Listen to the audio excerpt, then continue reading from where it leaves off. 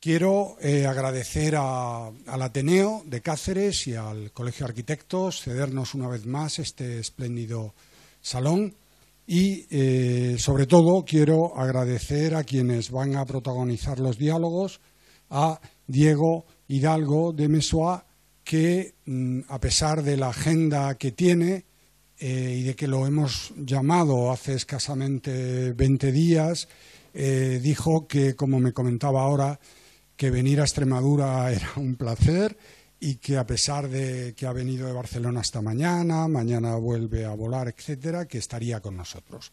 Y a Rocío Yuste, queridísima amiga de la universidad, profesora de la Universidad de Extremadura, que va a hacer de anfitriona de Diego y de presentadora y luego sostener el diálogo que, si os apetece, tendremos al final.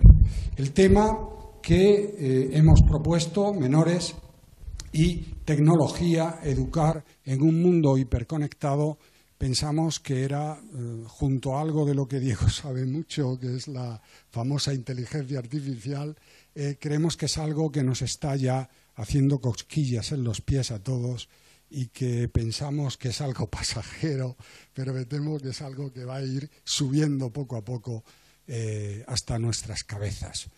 Y ser previsores nos ha parecido adelantarnos a los males que probablemente nos puedan aquejar en un futuro que ya es presente. Así que en nombre de la Asociación de Extremadura para la UNESCO, gracias de nuevo a todos ustedes por acompañarnos y, sobre todo, a Diego y a Rocío por haber aceptado la invitación. Muchas gracias.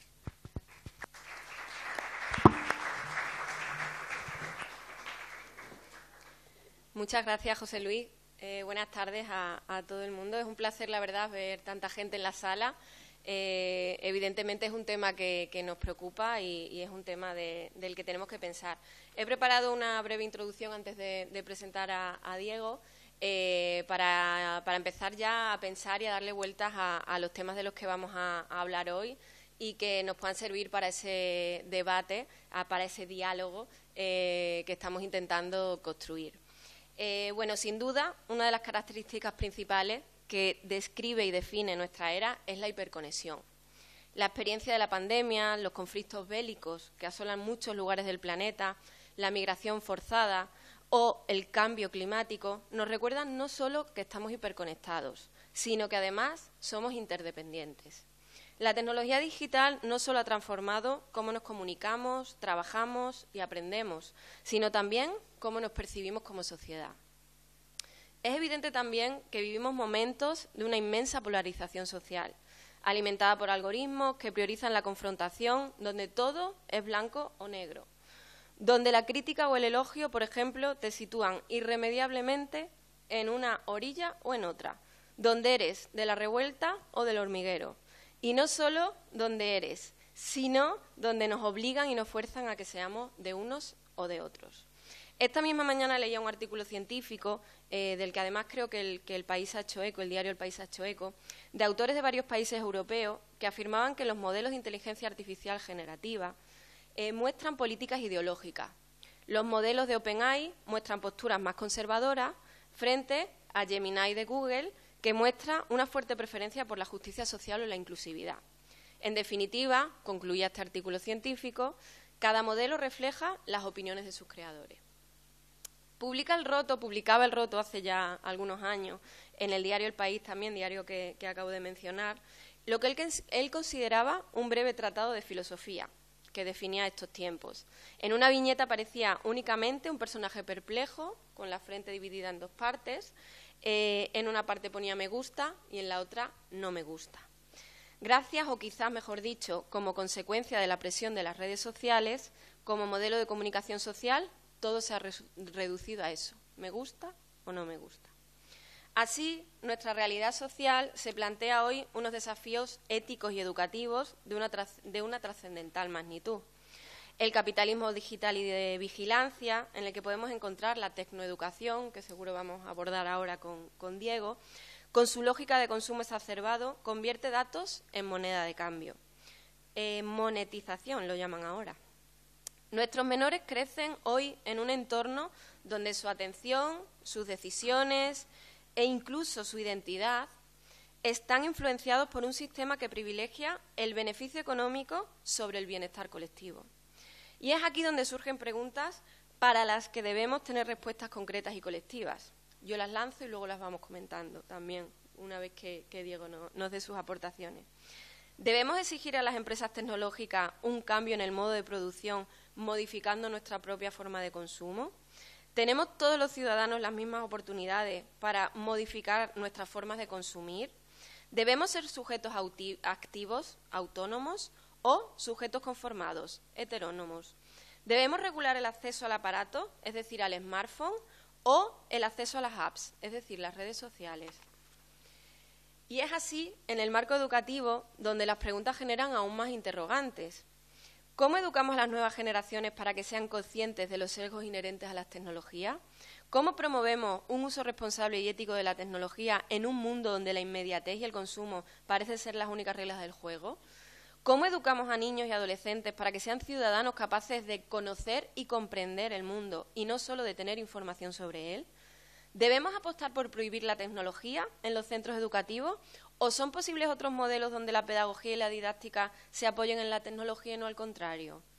Nuestro pequeño reto esta tarde, si me lo permiten, es pensar cómo podemos contribuir a la formación de una ciudadanía crítica, capaz de navegar en un mundo hiperconectado, con ética, empatía y conciencia social, garantizando que el desarrollo digital está al servicio del desarrollo humano y no al contrario.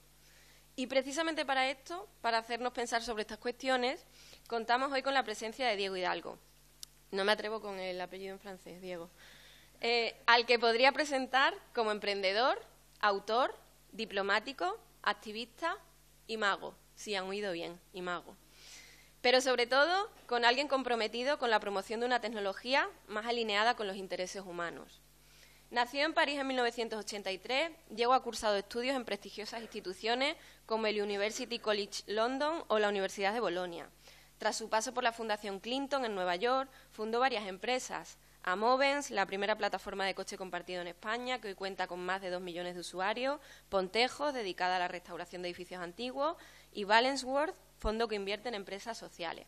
Actualmente ejerce como diplomático para la Orden de Malta y es también mago profesional.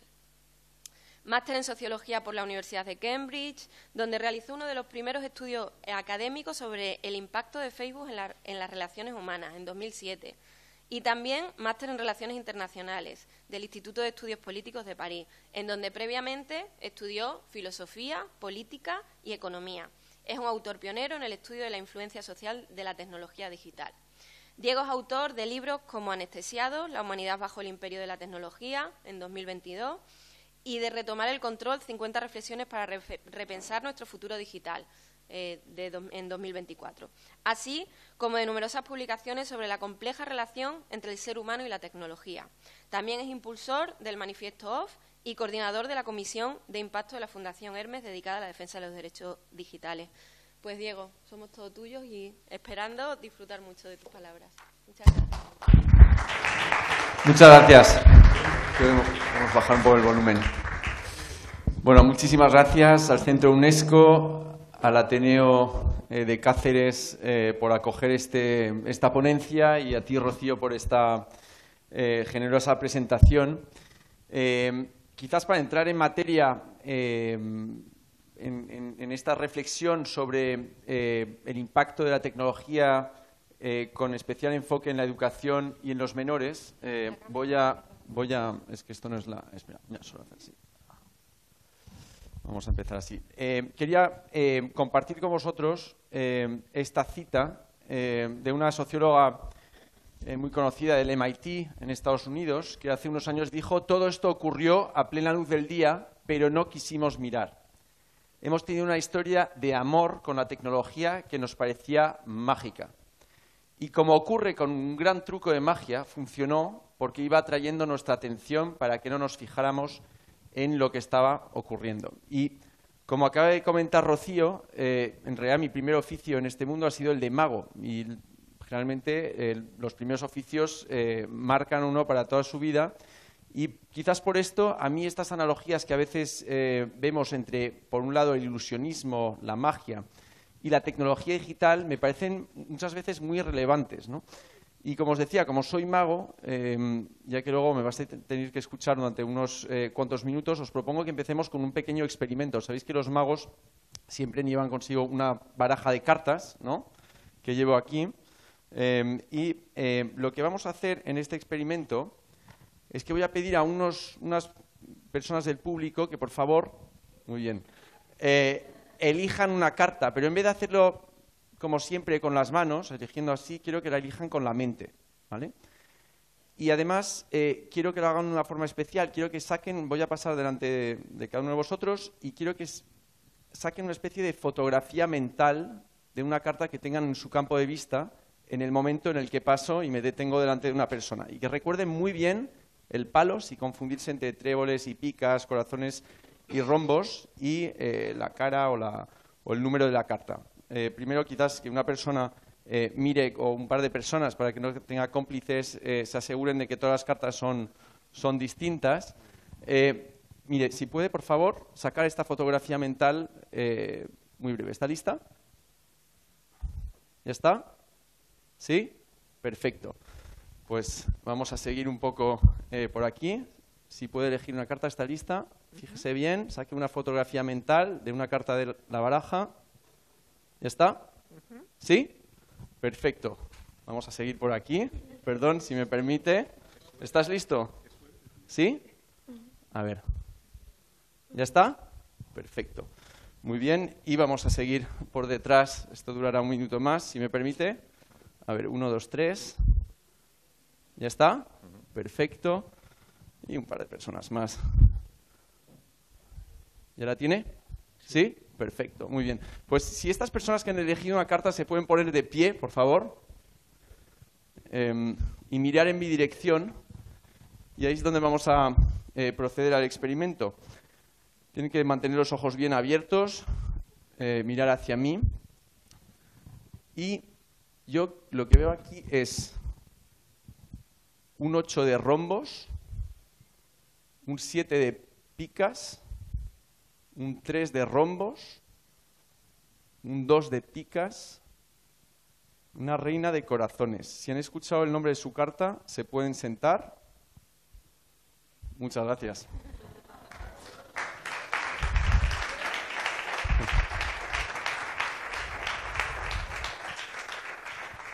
Bueno, pues, señoras y señores, acabo de tomar el control de algunos de ustedes. Y como les decía, me parecen muy relevantes estas analogías que a veces vemos, porque creo que la tecnología, mucho más allá de lo que podemos pensar muchas veces, tiende a tomar el control de nosotros. Y creo que esto tiene un impacto especial en la cuestión que nos ocupa hoy de los menores y de la educación. La tecnología, bueno, la magia, para empezar, sabéis que los magos tomamos el control, para empezar, de la atención de nuestro público y somos capaces de que la atención se centre en un lugar cuando el truco se está operando en otro sitio en el que no queremos que el público esté mirando. Y esto me parece muy relevante cuando pensamos en la tecnología porque, como sabéis, probablemente gran parte de la industria tecnológica de hoy reposa sobre esta economía de la atención, esta economía en la que, en el fondo, el bien escaso por el que se compite es nuestro tiempo de cerebro disponible, y todas estas aplicaciones y plataformas están luchando por conseguir una cuota de mercado de este bien. Pero hay otro elemento que me parece esencial y del que se habla menos, y es que los magos muchas veces influimos en las decisiones del público y les hacemos pensar que son libres, cuando realmente nosotros somos los que condicionamos o a veces determinamos lo que terminan eligiendo. Y esto creo también sucede muchas veces cuando operamos en el entorno tecnológico, que nos absorbe, como vamos a ver después, cada vez más. Sin embargo, también hay grandes diferencias entre los magos, por un lado, y la tecnología, por el otro. Entre otras cosas, cuando uno acude a un espectáculo de magia, suele ser un paréntesis de nuestras vidas, con un principio y un fin, una especie de acto al que acudimos voluntariamente por el placer de dejarnos engañar, por así decirlo, cuando en realidad cuando estamos frente a la tecnología es algo que nos absorbe de forma mucho más constante, en el que las decisiones que tomamos sí inciden en el resto de nuestras vidas, ¿no? Otra diferencia importante sería que en vez de tener frente a vosotros a un pobre mago, es como si tuvierais a miles o decenas de miles de personas, de las más inteligentes de este mundo, concentradas en los centros de producción tecnológica, en Silicon Valley y otros, respaldados por medios financieros absolutamente colosales y también que se apoyan cada vez más en los avances en las neurociencias, estas ciencias que descodifican cada vez más lo que sucede en nuestro cerebro. Con lo cual creo que también hay una diferencia de potencia muy importante y una simetría incluso mucho más importante de la que mantiene un mago con su propio público. Bien, pues yo no soy tecnófobo, soy de origen emprendedor digital, pero sí que en esta charla hoy creo que os espero transmitir algunas razones por las que creo que deberíamos pensar, como decía Rocío, de forma muy crítica sobre algunas dinámicas que imperan en el sector digital y en lo que pueda impactar en la educación de los más jóvenes. Y pretendo especialmente sonar la alarma sobre lo que considero un auténtico ataque a nuestra libertad y también podríamos decir hasta cierto punto a la forma que tenemos de educar a nuestros hijos. Porque creo que cuando se despliega, cuando adoptamos tecnologías, siempre tenemos que proceder a un análisis coste-beneficio, ¿no? Y evaluar bien los beneficios que generalmente son más visibles y que las grandes empresas tecnológicas a veces promueven también con muchos recursos, pero también tomar en cuenta el coste que a veces es mucho más oculto que estamos pagando por utilizarlas. Y también mencionar que este análisis coste-beneficio no es el mismo, si hablamos de las mismas tecnologías, que se aplica a la edad adulta y a edades más jóvenes en el desarrollo de los niños. Bien, pues lo que vamos a hacer ahora es un vaivén, diría, entre partes más que se apoyan más en datos científicos y en estudios y consideraciones más filosóficas. Y espero que bueno, pues este vaivén nos permita, evidentemente por pinceladas, porque vamos a tratar de un tema muy amplio y muy denso en poco tiempo, pero nos permita avanzar y entender mejor las dinámicas que están imperando mientras hablamos y también entender lo que está en juego en relación con el tema que nos ocupa y quizás esbozar, espero, algunas pistas de solución sobre la forma en la que tal vez deberíamos orientar la educación en un entorno altamente conectado en el que estábamos todos. Y os voy a tratar de convencer de que tenemos que, con cierta urgencia, probablemente retomar el control sobre una educación que en este espacio digital, en un lapso de tiempo muy breve, diría, se nos ha escapado en parte.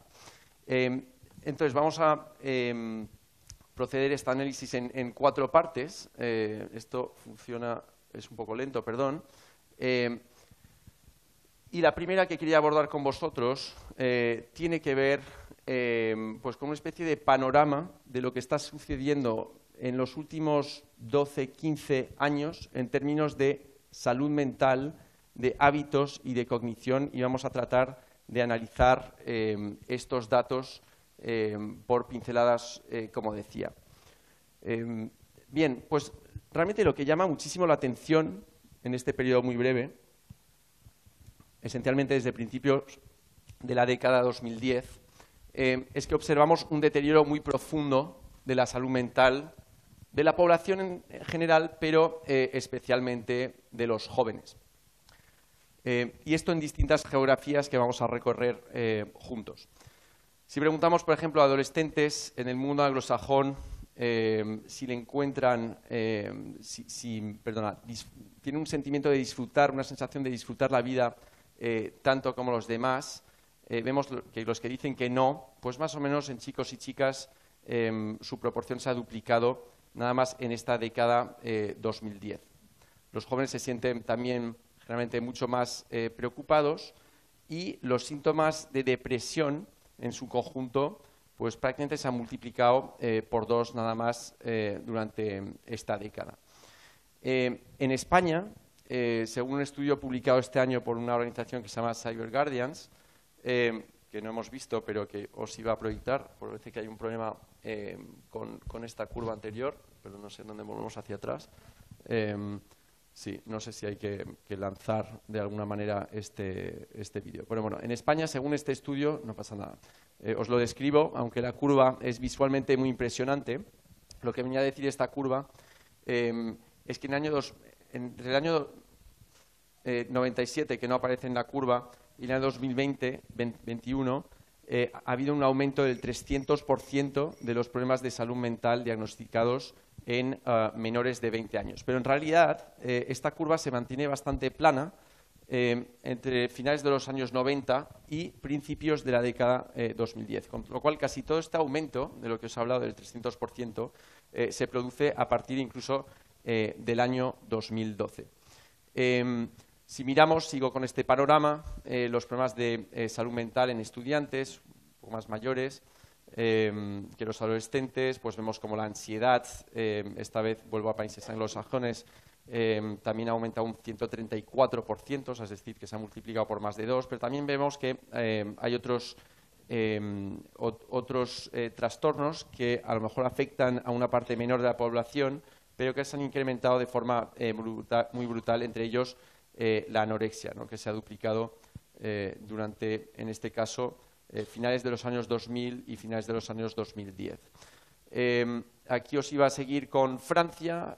Por ejemplo, vemos que en un periodo aún más breve, entre el año 2017 y el año 2021, las depresiones en el conjunto de la población han aumentado un 36%, pero si miramos en los 18-24 años, el aumento ha sido del 80%. Y en los jóvenes de 17 años, que se suele hacer un estudio cada año sobre toda esta franja de edad a nivel nacional, pues han pasado de afectar al 12 a un 21% de esta categoría, ¿no? En Francia todavía los pensamientos suicidas que afectaban en los últimos 12 meses, o sea, los jóvenes que habían tenido estas intenciones, estos pensamientos, representaban un 11 y pico % de la población de esa edad en 2017 y un 18 en 2022.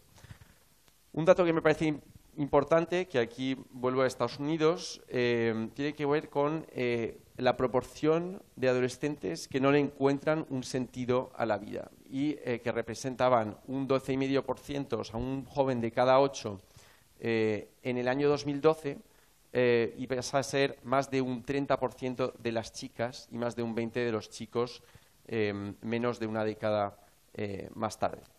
Y lo que constatamos, decía, es que es sobre todo cierta uniformidad geográfica. Es decir, hay estudios donde lo que es interesante es comparar países y las curvas no son exactamente iguales en todas estas regiones que acabo de mencionar, pero sí que lo que llama la atención es más bien esta uniformidad.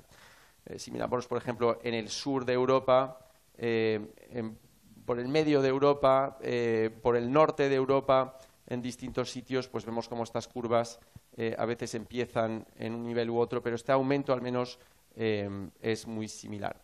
Hay datos que llaman especialmente la atención en determinadas geografías, como por ejemplo el dato de las autolesiones, que es especialmente importante y llamativo en los Estados Unidos, aunque empieza a haber estudios, entre otros en España, donde vemos que también ha aumentado, pero vemos que aquí es especialmente brutal, se ha multiplicado por más de 6 en chicas durante ese periodo, y muchas veces habréis notado ya en algunas de estas curvas una diferencia entre chicos y chicas, y es verdad que por alguna razón que se empieza a explicar, las chicas desafortunadamente sufren incluso mucho más que la media de estas tendencias que estamos describiendo. Sin embargo, esta curva azul, que casi parece plana porque está aplastada por esta que aumenta mucho más, la de arriba de las niñas, si la cogemos sin la de niñas, vemos que este aumento desafortunadamente también es muy notable, ¿no? Y yo creo que un factor importante que tenemos que tomar en cuenta tiene que ver con la soledad, porque como sabemos la soledad no deseada al menos es un componente importante y un factor importante de malestar. Aquí veis un mapa de la soledad en Europa en 2016 a la izquierda y en 2020 a la derecha. Y vemos como en este periodo de tiempo tan breve pues las personas han pasado a sentirse muy solas. Y ya me imagino que muchos de vosotros estáis pensando lo mismo, y es, bueno, pero si estamos haciendo un estudio en 2020 cuando la gente está confinada, pues esto introduce un sesgo importante, ¿no?, en esta percepción de la soledad. Sin embargo, vemos cómo estas tendencias empezaron casi todas a principios de la década de 2010. Aquí, por ejemplo, pasó a Estados Unidos de nuevo. Veis cómo los estadounidenses mayores de 15 años pasan el tiempo y vemos cómo realmente, efectivamente, hay un efecto COVID que veis aquí, pero realmente esta curva parece que sin el COVID pues habría seguido más o menos esta trayectoria, y que en realidad esta tendencia que muestra que los norteamericanos pasan casi 10 horas más a la semana solos que lo que hacían en 2013, o sea, en este caso en tan solo 8 años, arrancó años antes del COVID, ¿no? De hecho, estas tendencias se observan a partir de finales de los años 2010 en algunos casos. Vemos como la socialización con amigos empezó, según los estudios, a descender a finales de los años 2000, o sea, antes de 2010. Y una vez más hablaba de soledad indeseada, porque podemos decir, bueno, si es una soledad aceptada, pues no es tan grave, ¿no? Pero este aumento muy fuerte pues resulta que viene acompañado de un sentimiento de sentirse realmente marginado, ¿no? Ahora vamos a pasar más bien a mirar en algunas geografías algunos asuntos que tienen más que ver con trastornos cognitivos, aptitudes y hábitos, ¿no?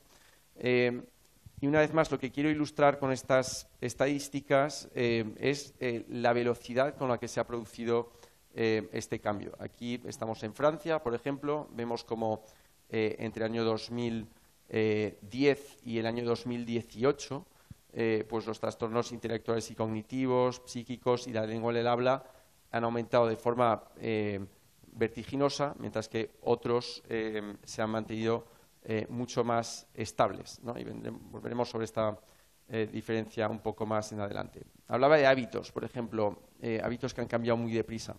La lectura, aquí seguimos en Francia, y esto es un estudio que se repite cada 2 años, ¿no?, sobre cómo los jóvenes leen, ¿no? Y vemos aquí que las niñas, su propensión, digamos, o sea, el porcentaje de niños y niñas que leen libros por placer personal, pues ha bajado 11 puntos entre simplemente el año 2022 y 2024, 15 puntos en niños, y también vemos como este descenso se produce más o menos. Luego volveremos sobre la relación que todo esto pueda tener o no con lo digital, y desde luego esto no es una prueba de causalidad como tal, pero más o menos este descenso no se produce hasta la edad a la que los jóvenes de media reciben su primer móvil, y sin embargo se produce de forma muy brutal después, ¿no? Bien. También el sueño de los niños se ha deteriorado mucho. Eso es un estudio ya de hace unos años, pero llama la atención como a partir de 2012, nada más entre 2012 y 2015 subió muy rápidamente. Y voy a hablar también no solo de trastornos o de elementos, digamos, cognitivos, pero también físicos. Aquí son estadísticas que son un poco más de largo plazo, pero en este caso es en Francia, donde creo que el dato más llamativo es que en 25 años, entre los años, creo que en este caso son 97 y 2023 o algo así, los jóvenes han perdido un 40% de su capacidad cardiovascular, entre el año 87 y 2022, los jóvenes de 10 a 12 años, creo que es primero de secundaria en Francia, corren de media 1 kilómetro por hora más lentos, ¿no? Que es algo que llama la atención porque aunque sea un periodo un poco más largo, pues a escala de la historia humana evidentemente es un periodo muy breve, ¿no? Entonces, bueno, este era un poco un panorama, pero la pregunta, ya que el tema de hoy que nos ocupa tiene mucho que ver con la tecnología, es ¿cuál puede ser el vínculo de todo esto con la tecnología? Lo mínimo, o sea, desde que se observan estas tendencias hace unos años, desde luego parecía que había una correlación, al menos temporal, entre pues, el despliegue de la fibra, el Internet, digamos, de acceso mucho más libre, el despliegue de los smartphones y este fenómeno. Pero, como sabemos, una correlación no significa necesariamente que haya causalidad. Y yo creo que en los últimos, diría, 2 años aproximadamente, empezamos a tener una visión que considero un poco más clara, o al menos una multitud de indicios que me parecen más claros al respecto, ¿no? Hace ya años que constatamos, por ejemplo, que el porcentaje de adolescentes que sufre depresión o malestar crece, como vemos estas curvas, está correlacionado con el número de horas que pasan delante de su smartphone. Rocío antes mencionó un artículo científico que ha sido retomado por El País hoy, entonces pensaba que a lo mejor ibas a mencionar otro, que es un estudio creo coordinado en ese caso por la Pompeu Fabra, he visto que El País se hacía eco de él, en el que mostraban también una fuerte correlación en este caso entre el tiempo pasado específicamente en TikTok cada día y la autoestima, ¿no? Y algunos trastornos que generalmente se vinculan a la autoestima, como la anorexia, ¿no? Y entonces podríamos decir, bueno, pero si es a partir de, por ejemplo, lo que era fundamental es a partir de 2 horas, a partir de 1 hora creo que ya se producía un deterioro muy notable y a partir de 2 realmente había una correlación extremadamente marcada. Y podríamos decir, bueno, pero para esto hay que pasar 2 horas en TikTok al día. Bueno, pues resulta que este estudio determinaba que en España un 20,22% de los adolescentes de 12 a 18 años, pasan más de 2 horas al día en TikTok, con una gran diferencia entre chicos y chicas, porque era 15,4, creo recordar, por ciento en chicos y 24,5, algo así, en chicas. Y el 50% de los adolescentes en esta franja de edad pasan más de 1 hora en esa misma plataforma. Ahí todavía es una correlación, es decir, no es una causalidad como tal, y el estudio resaltaba de que esto nos podía dar ciertos indicios muy claros de que podíamos inferir no científicamente una relación de causalidad entre ambos de esta correlación, pero no dejaba de ser una correlación, ¿no? Bien, si esto me deja pasar, que no parece ser el caso, ya está. Aquí os voy a presentar otro ejemplo de estudio que empieza a presentar una correlación, bueno, pues también muy marcada. En este caso, o sea, no llega a ser de causa-efecto como indica el título, pero es un estudio realizado por una organización americana que se llama Sapien Labs, pero sobre una muestra de 27.000 jóvenes adultos de 18 a 24 años de todas las regiones del mundo, ¿no? Y para estos jóvenes adultos se realizó un test de salud mental que agregaba, creo que 47 indicadores y que se agregaba en un número, ¿no? Y todo esto se contrastó con la edad en la que estos jóvenes habían recibido su primer smartphone. Y como veis aquí, pues también una correlación muy fuerte entre este indicador de buena o mala salud mental y la edad, digamos que era un gran predictor. De hecho, creo que era el primer factor que permitía predecir la salud mental de estos jóvenes adultas, era precisamente la edad en la que habían recibido su primer smartphone. Y volveremos a este estudio dentro de un rato. Esto va a ser otra curva que no va a funcionar porque es como la de antes, pero vamos a seguir porque el otro estudio que os quería antes quizás de llegar a este punto, quería mencionar, volver a este estudio de Cyber Guardians, esta organización de la que hablé antes, que mostraba que se había producido un aumento del 300%, no sé si recordáis, de los problemas de salud mental en menores de 20 años. Pero lo que era innovador de este estudio en España era el hecho que estos sí habían tratado y conseguido, de cierta manera, establecer esta relación de causalidad entre ambos fenómenos. Es un poco técnico, pero creo que merece la pena intentar entenderlo. Lo que hicieron en este estudio fue mirar por provincias en España el momento en el que se había desplegado la fibra en los hogares, que se ha producido de forma aleatoria, según las provincias, entre el año 2008 y 2014, ¿no? 2016. Y básicamente lo que constataron es que había una fuerte correlación entre este aumento de curvas de depresión y, por otro lado, el momento en el que se había desplegado la fibra. Es decir, que en tal provincia en la que se había desplegado la fibra 2 años antes, esta curva de aumentos de problemas de salud mental se había producido 2 años antes y viceversa. Y esto se llama un cuasi experimento en ciencias sociales y de esta correlación sí se puede inferir una relación de causalidad. Bien, quería simplemente terminar con también este suceso que saltó a la prensa hace 1 mes y medio aproximadamente, pero que tenía que ver con algo que había pasado a principios de año, pues de este joven que se suicidó después de haber mantenido una relación, lo que él consideraba una relación romántica con un personaje de la plataforma Character AI, que emulaba a un personaje de una serie y del que él se sentía totalmente enamorado y pues con estas consecuencias, en este caso, dramáticas, ¿no?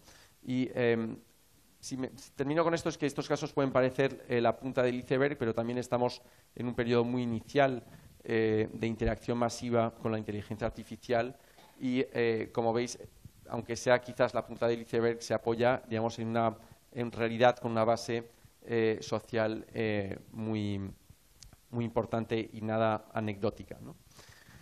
Bien, quería empezar con esta base, digamos, un poco empírica, para también que entendáis que a lo mejor otros fenómenos o otros tipos de razonamiento más filosóficos y quizás basados en valores que todo el mundo no tiene por qué compartir, pues se fundamentan, digamos, en una realidad que era la que acabo de describiros. Aquí, como segundo punto, quería compartir con vosotros un pequeño modelo, creo, para intentar entender el cambio fundamental que hemos experimentado en nuestra relación con la tecnología en los últimos 30 o 40 años, ¿no? Y es un pequeño modelo que llamo las 3 edades de la tecnología digital que desarrollé inicialmente en mi primer libro, Anestesiados.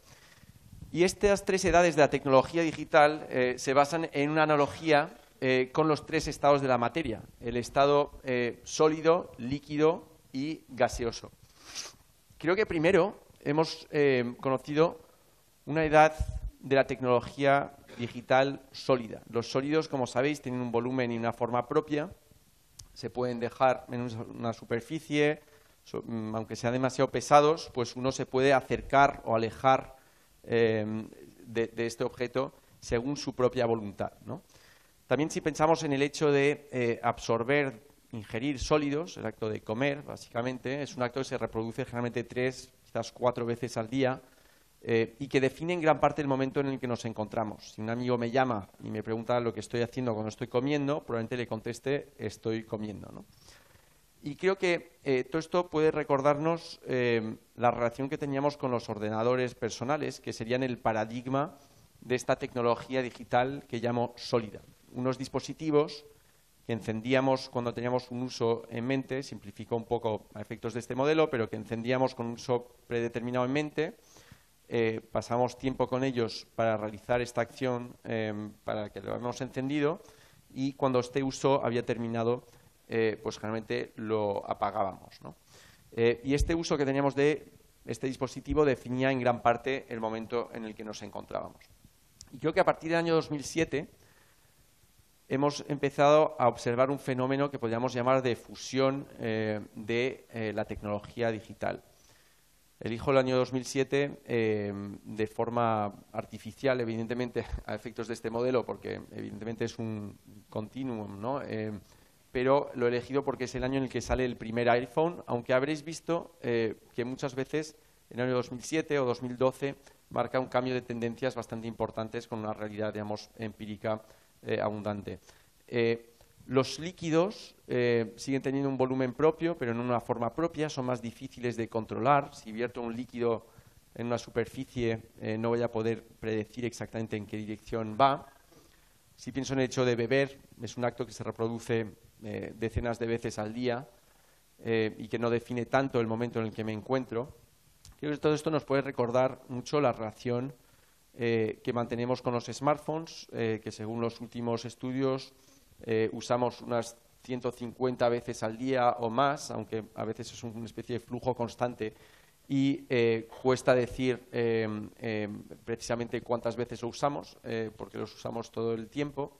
Un joven, según un estudio publicado hace 2 meses en Estados Unidos, recibe de media 236 notificaciones al día y mantenemos con ellos una relación menos consciente, un poco como podría estar bebiendo un trago de agua sin realmente darme cuenta de lo que estoy haciendo. Y aproximadamente en el momento en el que nos estamos hablando, creo que estamos empezando a observar un fenómeno de evaporación de la tecnología, por retomar esta analogía. Los gases ya no tienen ni forma ni volumen propio, nos rodean en todo momento, los respiramos, si dejamos de respirarlos no sobrevivimos. No suelen tener color. Y todo esto me recuerda mucho a la relación que empezamos o que empezaríamos, si todavía no lo hemos hecho, a mantener con la tecnología en una edad en la que nuestra conexión con ella fuera vehiculada por dispositivos tan diminutos, muchas veces conectados, que no somos capaces de observarlos con la vista, dispositivos wearable que adhieren a nuestro cuerpo de forma constante, que en el fondo nos conectan de forma permanente, altavoces inteligentes que conectan un hogar de forma permanente también sin que los podamos observar, y pronto quizás esta tecnología implantable que nos prometen y que directamente entrarían en nuestros propios cuerpos. Bien, pues solo quería exponeros este pequeño modelo porque creo que también incide mucho en la problemática más precisa de la educación que vamos a comentar. Porque creo que esta pérdida de control individual sobre nuestra propia relación con los dispositivos y con la tecnología, si no fuera así, no habría tantos problemas como los que vamos a comentar y que quizás ya hemos comentado en parte. Bien, el tercer punto que quería compartir con vosotros es que la tecnología, la industria tecnológica, digamos, nos ofrece soluciones, podríamos decir soluciones de vida, en las que nos vemos, a veces sin darnos tanto cuenta, inmersos de forma cada vez más absorbente, ¿no? De forma cada vez más total. Creo que existe esta idea en la ideología que promueve gran parte de la industria digital, de que la tecnología es omnipotente, de que tiene respuesta a todos nuestros problemas, ya no solo a los problemas técnicos, sino a los problemas económicos, sociales, medioambientales, morales, incluso a veces, y especialmente en los problemas de la educación. Y muchas veces reduce todos estos ámbitos o todos los problemas que puedan surgir en estos distintos ámbitos a problemas técnicos que apelan a una solución técnica que ellos son capaces de proporcionar. Y creo que frente a este principio, lo primero que se produce a nivel individual es una especie de espiral de delegación en la que vamos externalizando muchas de nuestras facultades. Podemos pensar en la memoria, por ejemplo, en la orientación, facultades específicas que vamos delegando en las máquinas y que muchas veces, sin darnos cuenta, vamos desaprendiendo, ¿no? Hablaba de la memoria. No sé cuándo hicisteis por última vez el esfuerzo de recordar un número de teléfono de memoria, ¿no? Pero los estudios al menos muestran que hace 20 años aproximadamente conocíamos de media varias decenas y hace 3 o 4 años hemos llegado al punto en el que más de la mitad de las personas no conocen el número de su pareja. Vemos, pero también podemos pensar en la orientación, con los GPS, por nombrar ejemplos citar ejemplos que creo que todos podemos haber experimentado. Y lo que vemos es que generalmente cuando dejamos de ejercer una facultad, la sabemos desaprender y somos cada vez más dependientes de, en este caso, los dispositivos que nos permiten ejercerlas. En neurología hay un principio que se llama use it or lose it, ¿no? O sea, o ejercemos una facultad o los circuitos neuronales que nos permiten ejercerla se suelen, por así decirlo, atrofiar y nos cuesta cada vez más llevarlas a cabo de forma autónoma. Un amigo de Steve Jobs, de hecho, Doug Tompkins, un gran emprendedor, también le acusaba de haber creado, refiriéndose al iPhone, unos auténticos de-skilling devices, unas máquinas de desaprender. Y llama la atención como Sam Altman, el presidente, cofundador de OpenAI, la empresa detrás de ChatGPT, decía cuando salió ChatGPT, recuerdo, pues todos ahora tenemos en nuestro bolsillo una máquina de aprendizaje, ¿no? Y uno se puede preguntar si realmente cuando externalizamos nuestras facultades de esta manera, cuando le preguntamos, le pedimos constantemente una solución a la máquina, si los que aprendemos somos nosotros o si es más bien ella, ¿no? De hecho, un historiador de las ciencias, George Dyson, británico, dijo hace unos años, preguntó, ¿y si el precio por tener máquinas que piensan fuera el hecho que las personas dejaran de pensar? Y creo que es un poco la idea que os quería transmitir. Pero hasta ahora hemos hablado de facultades específicas o de nuestra forma de pensar. Pero creo que este fenómeno, cuando hablo de inmersión, de una inmersión en soluciones cada vez más totales, es que creo que esta industria tecnológica, o gran parte de ella, no pretende únicamente pensar, reflexionar por nosotros, porque lo va a hacer mejor supuestamente que nosotros, sino que también pretende que deleguemos en ella nuestras decisiones, ¿no? Iba a coger como ejemplo, para ilustrar esto, esta publicidad que vi hace unos años de Google, en la que Google invitaba a los padres a decir qué hacer con niños en París, en este caso, ¿no? Y yo pensaba, bueno, hace unos años probablemente si teníamos hijos y buscamos alguna actividad para hacer con ellos, pues es el tipo de cosa que pensaríamos por nosotros mismos y luego, una vez identificada esta actividad, pues ir al museo X o tal otra actividad. Luego entraremos, si acaso, en Google para buscar información práctica, ¿no? Horarios de apertura, precios, etcétera, ¿no? Pero creo que a través de ejemplos como este vemos cómo esta industria intenta empujarnos precisamente hacia una delegación mucho más amplia de las decisiones que tomamos, y en especial no creo que sea trivial en la educación, ¿no? Aquí otros ejemplos de esta campaña, cómo consumir mejor, pero en esto era cómo ser un superpapá, ¿no? En el fondo el mensaje es, si tú te haces esta pregunta, pues consulta a Google y nosotros te daremos la respuesta idónea, ¿no? Y creo que aquí el peligro en el fondo es aceptar que los algoritmos dicten nuestras decisiones en este campo de acción cada vez más amplio, y especialmente en la educación. Y también lo que trasciende de esto, creo, es, bueno, iba a decir, cuando hablaba de delegación más completa de nuestras decisiones, un ejemplo que no tiene nada que ver con la educación, pero que me parece llamativo. Aquí veis, por ejemplo, cómo las parejas se conocen en Estados Unidos, ¿no? Veis la evolución y veis cómo desde el principio de lo que llamo la tecnología digital líquida, es decir, finales de los 2010 más o menos, el porcentaje de parejas que se conocen online supera a todas las demás, ¿no? Para llegar al más del 50% hoy en día, cuando todos los otros vectores, colegios, bares, trabajo, familia, etcétera, pues realmente se quedan cada uno con una especie de cuota muy reducida, ¿no? Y esto puede estar bien o mal, no me estoy pronunciando, simplemente lo que digo es que en el fondo estamos delegando este tipo de decisión, como el de encontrar pareja, en el fondo a plataformas cada vez más gobernadas por algoritmos cuyos intereses muchas veces se nos pueden escapar y de los que no podemos ser siempre conscientes y, sin embargo, que tienen un efecto en nuestras vidas, ¿no?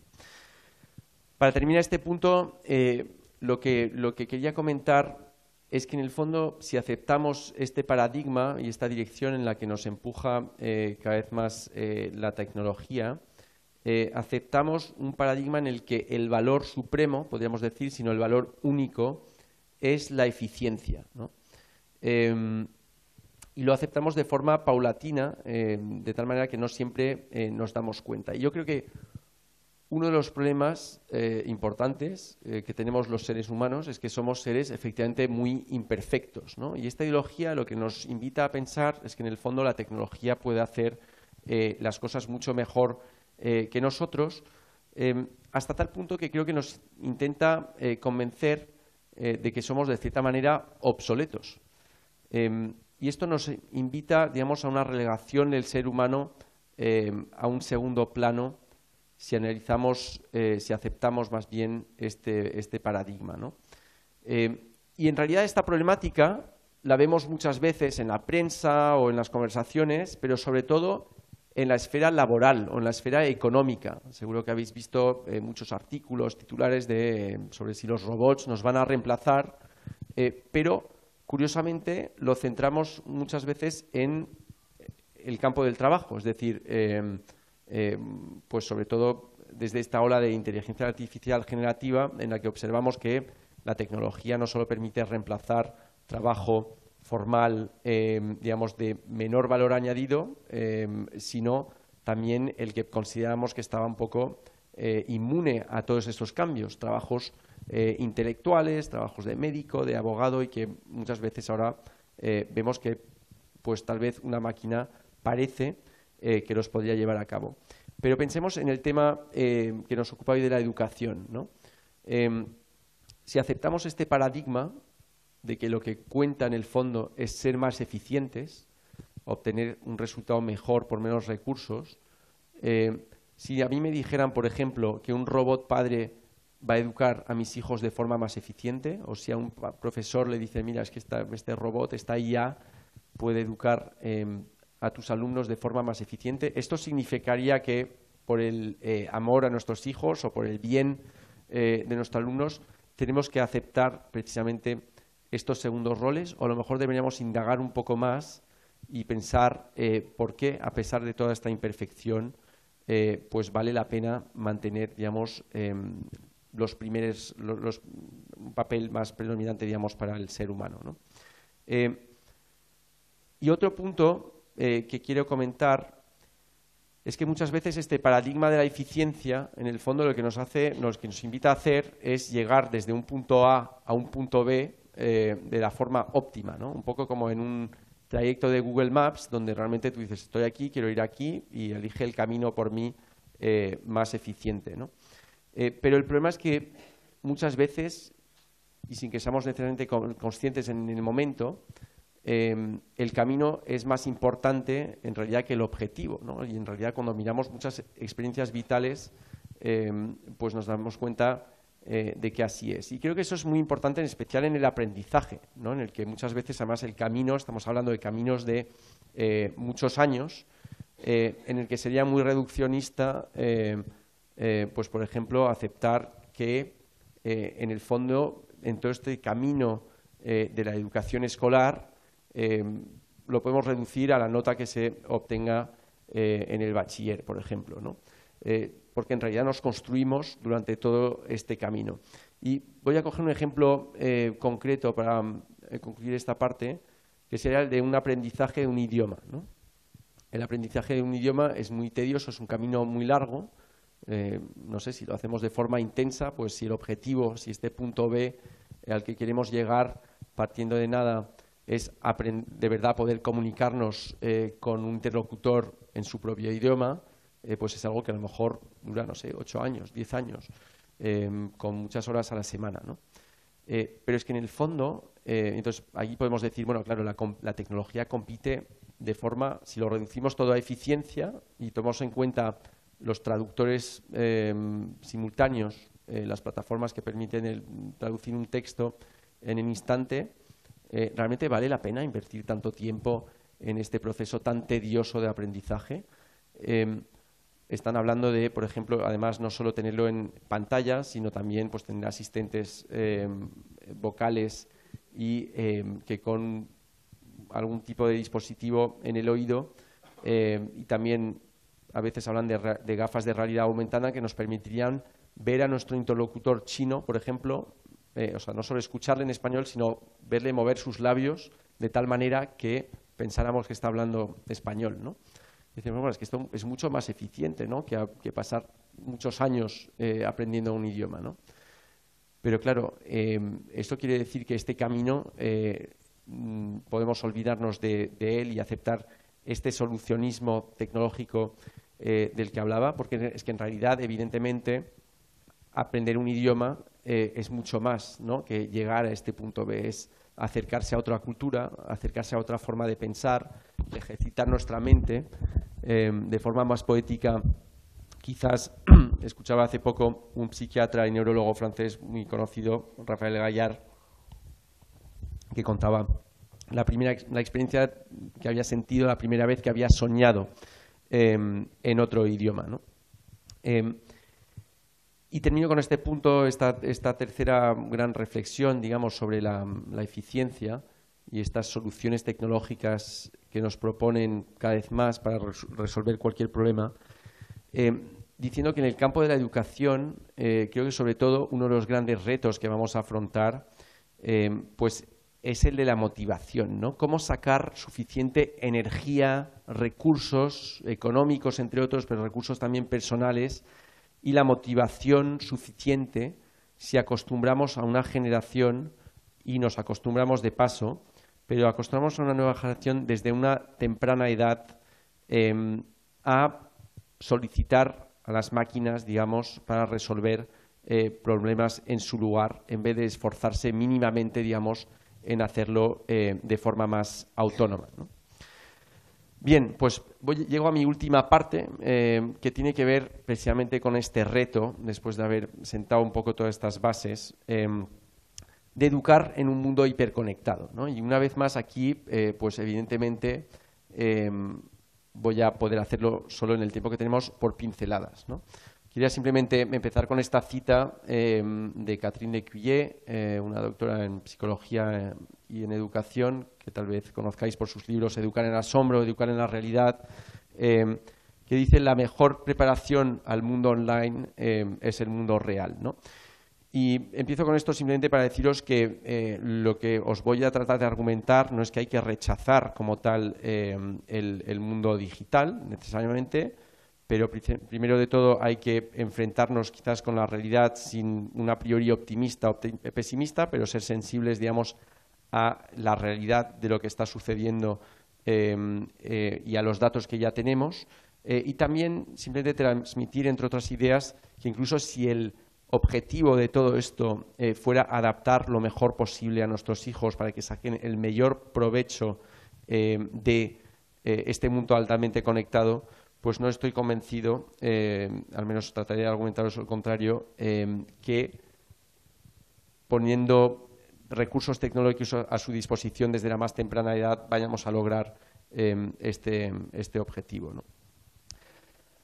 La primera reflexión, que en el fondo es la continuación de lo que os acabo de decir antes, que quería compartir con vosotros, tiene que ver con el valor del tiempo, ¿no? Cuando estaba hablándoos del idioma, ¿no? Creo que gran parte del reto de la educación es precisamente pues vehicular de cierta manera a los más jóvenes este valor intrínseco del tiempo, transmitirles el hecho que no es por el hecho de no ver un resultado inmediato que tengamos que necesariamente experimentar frustración, o al revés, no pensar que la felicidad y la satisfacción vital se consigue con una satisfacción inmediata de todos nuestros deseos, ¿no? Y si comento esto es porque creo que efectivamente, como lo hemos visto ya a través de varios ejemplos, gran parte del entorno tecnológico que marca nuestra época pues no necesariamente nos acompaña en este esfuerzo. Los modelos que dominan, de hecho, gran parte de la industria digital, digamos, se oponen mucho a esta idea, en el sentido de que nos acostumbran a aceptar tiempos de espera cada vez más reducidos, de tal manera que si hoy en día tardáramos lo que tardábamos hace 15 años en obtener un resultado, pues realmente creo que no lo aguantaríamos. O sea, no sé si os podéis imaginar a una persona que no ha conocido, por ejemplo, cámaras de fotos con una cosa de papel que tenemos que llevar al fotógrafo, etcétera, esperar quizás 2 días para ver una foto cuando realmente ahora es un proceso casi instantáneo, ¿no? Bueno, pues yo creo que en los últimos años nos esperamos precisamente a obtener todo en un clic, ¿no? Y es un poco lo que vende gran parte de la industria digital. Podemos conseguir pues una canción, un vídeo, una información, una comida a domicilio, etcétera, o cualquier producto en un clic. En realidad, parte de la industria digital, incluso cuando se hablaba de las neurociencias, desarrolla modelos para predecir cuál puede ser nuestro deseo siguiente antes de que llegue al estado consciente en nuestras propias mentes, ¿no? Con lo cual tratan incluso a veces de satisfacerlo o de presatisfacerlo antes de que seamos conscientes de ellos. Y creo que si hay algo en el que coinciden de forma general los neurocientíficos es que se ha producido en los últimos años una desregulación del sistema de recompensas que recibe nuestro cerebro. Gran parte de las aplicaciones más populares precisamente tratan, como probablemente hayáis ya escuchado, de estimular, de producir dopamina, ¿no? Esta hormona que es la misma que interviene en el caso del consumo de sustancias, en el caso del tabaco, el caso también del juego de las apuestas, ¿no? Una hormona que en el fondo un neurotransmisor que pues produce una sensación de bienestar de muy corto plazo y que lo que produce luego a más largo plazo es una insatisfacción que se convierte muchas veces en insatisfacción crónica y que es patente en esos scrolls infinitos en el que en el fondo lo que nuestro cerebro espera es obtener una recompensa en la forma de una información pues que nuestro cerebro aprecie, pero que en el fondo pues después de un momento se convierte en una actitud, digamos, mecánica que no procesamos de forma tan clara, ¿no? Bien, el segundo punto que quería compartir con vosotros, y ya me acerco más en este caso a pistas de solución, es lo que llamo reintroducir botones off. Y a lo que me refiero, si volvemos a este modelo que comentaba de las 3 edades de la tecnología digital, sólida, líquida, gaseosa, es que dicho de otra manera, no sé si os habéis dado cuenta, pero este pequeño botón off que estaba en todos nuestros dispositivos, bueno, no sé cuál fue la última vez que lo habéis utilizado, pero al menos, pues si no ha desaparecido del todo en nuestros dispositivos, al menos ha caído en desuso en un periodo de tiempo muy breve. Y creo que este botón en realidad nos empoderaba mucho sin que nos diéramos cuenta, ¿no? Y nos permitía, digamos, ejercer nuestra voluntad y nuestro control sobre ellos. Y creo que gran parte de los problemas que hemos comentado, pues en realidad tienen como origen esta desaparición del botón off. Pero creo que sí podemos reinventar, quizás de forma física y literal, pero sobre todo de forma metafórica o de forma, o sea, trasladar, digamos, esta reinvención del botón off de distintas maneras.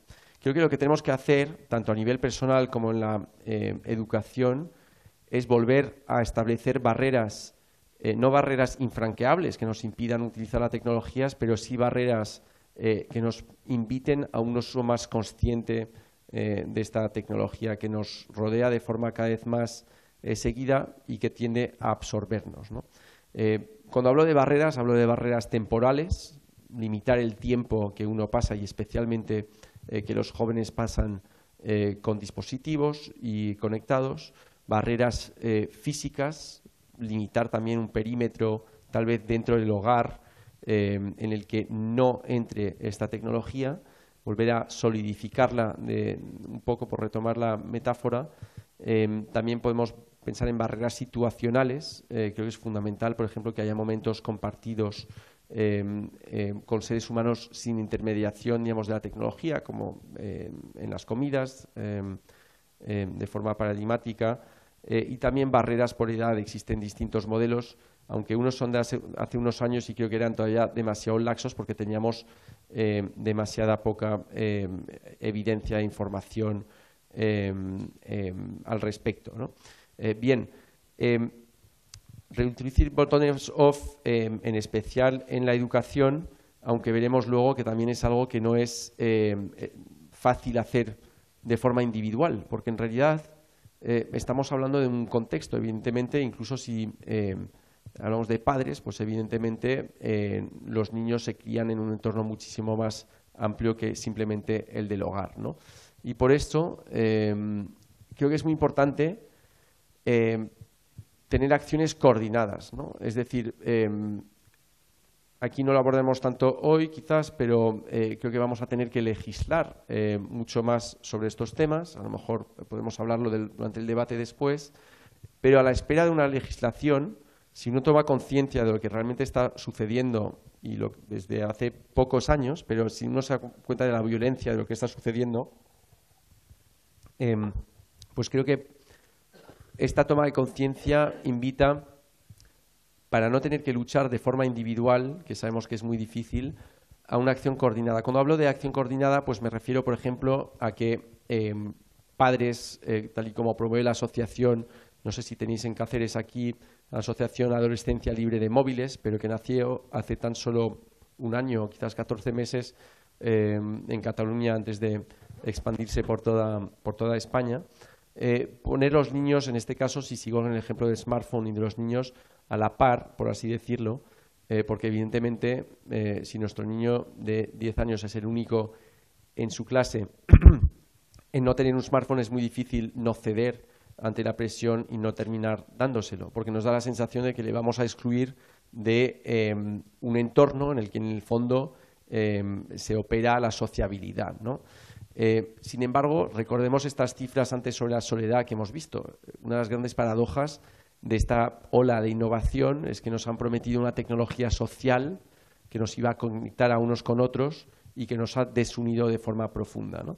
Entonces, volviendo a esta clase de 30 niños con uno que no tiene smartphone, lo cual puede ser difícil, si son 25, pues tal vez sea muchísimo más fácil para los padres que estén convencidos de que es importante retrasar lo más posible la idea del smartphone. Aquí os iba a ver, Manifesto voy a pasar, pero bueno, Manifesto es una iniciativa a la que se refirió Rocío antes que lancé este año, que no tiene que ver solo con educación, pero que tiene que ver con muchas de las problemáticas que hemos hablado hoy. Y hace 2 meses hemos lanzado un poco con esta misma idea de coordinación y con el apoyo de muchas personas que están en estas asociaciones, entre otras las que he mencionado antes, una iniciativa que se llama Por una escuela off, reconsideremos la digitalización en la educación. A veces aquí se distingue entre el uso recreativo, por un lado, y decimos, bueno, vale, pues lo que está mal es pasar 2 horas en TikTok, como hemos mencionado en el artículo del País antes, ¿no? Pero en el fondo la tecnología como herramienta de educación, pues eso sí que es un gran amigo del aprendizaje y demás. Y lo que tratábamos de mostrar en esta iniciativa que hemos lanzado, y no podemos entrar en gran detalle, pero os invito, creo que luego aparece la web, a que la vayáis a ver.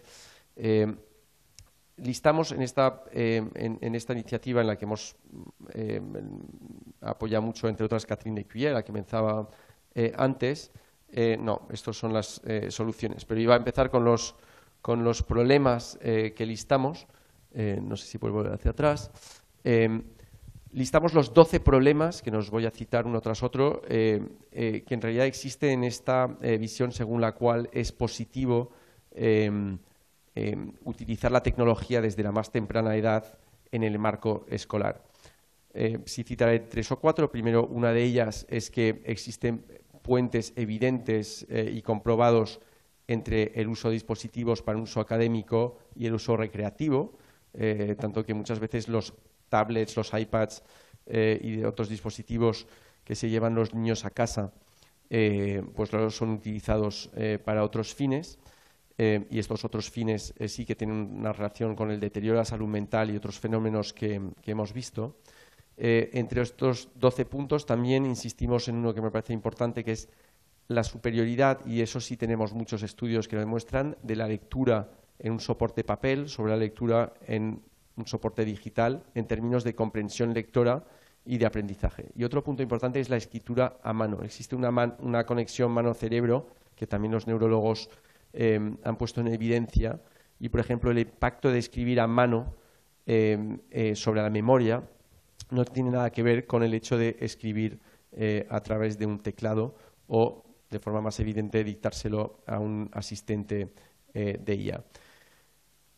Citaré uno o dos más. El hecho de que muchas veces estas tecnologías a través de plataformas invitan a una desresponsabilización de los alumnos, en el sentido de que, por ejemplo, si y a un menor esfuerzo, digamos, a la hora de pues ejercer sus propias responsabilidades, si los deberes, por ejemplo, escolares vienen inscritos en una plataforma en vez de que los alumnos los apunten por sí mismos, pues invita a una actitud, digamos, más pasiva y de menor responsabilización. Bien, os invito a mirar todo esto en una web que creo que aparece después. Y sobre todo ofrecemos 5 propuestas en esta campaña. La primera es garantizar que los manuales escolares estén siempre disponibles en formato papel. La segunda es limitar el uso de las pantallas a situaciones excepcionales que se pueden producir, y a veces puede ser una herramienta interesante, pero siempre si estamos en lo excepcional. A ver si esto va a funcionar, no sé por qué no funciona, perdón. Otro punto es asegurar el derecho a la desconexión del alumnado, familias y docentes.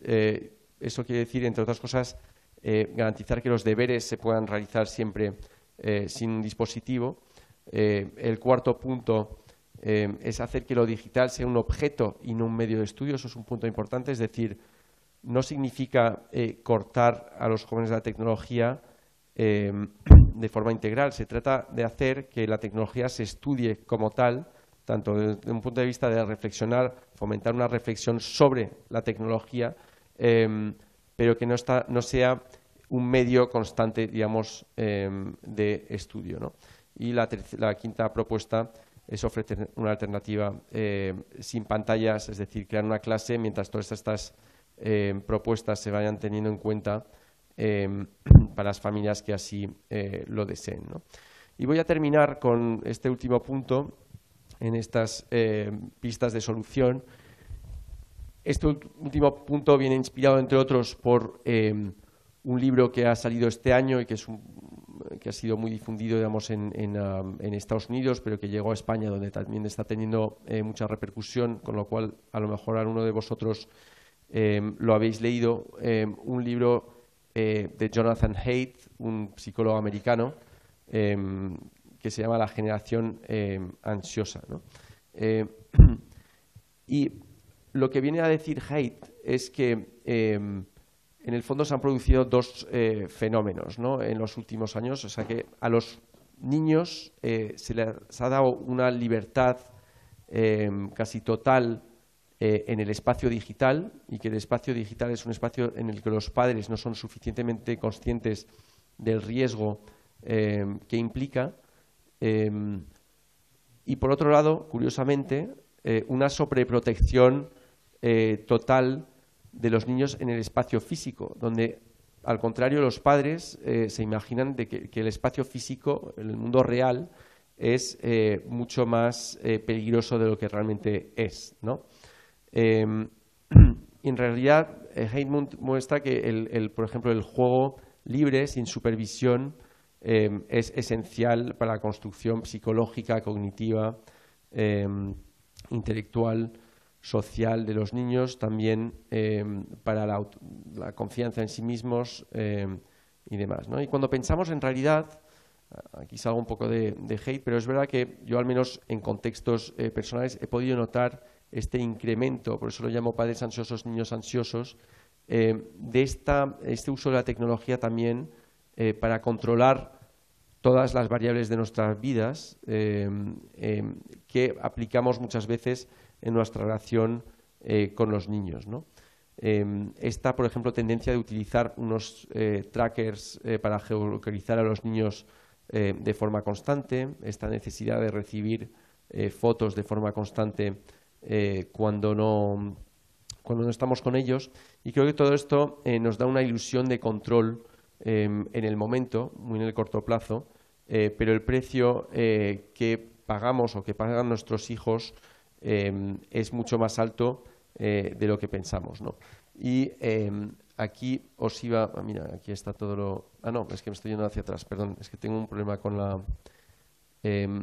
os iba simplemente a terminar ilustrando este punto con un dato interesante del mismo estudio de Cyber Guardians que os citaba antes. No sé si recordáis estas curvas, pero aquí tenéis las curvas que habéis visto antes, ¿no? Del aumento, que describen el aumento de los problemas de salud mental en chicos y chicas en España, ¿no? Pero aquí, curiosamente, tenéis observáis el descenso brutal de los traumatismos y lesiones, casos diagnosticados pues de niños que se han roto un brazo y otros tipos de lesión que, como vemos, ha decrecido de forma muy también vertiginosa, podríamos decir, en esta última década y media, en este caso desde un punto de una década antes, ¿no? Lo cual acompaña realmente esta teoría de Haidt. Con lo cual aquí podemos decir, bueno, pues muy contentos por la parte de la izquierda, pero en realidad las curvas de la derecha que hemos tenido que reducir aquí muestran un aumento mucho más importante y, aunque evidentemente no estoy haciendo la apología de las lesiones físicas, estas suelen tener en su gran mayoría un impacto de corto plazo, mientras que las lesiones, los trastornos psicológicos generalmente suelen acompañar al niño en su adolescencia, en su vida adulta y prolongarse durante toda la vida. Bien, bueno, pues ya voy a concluir del todo.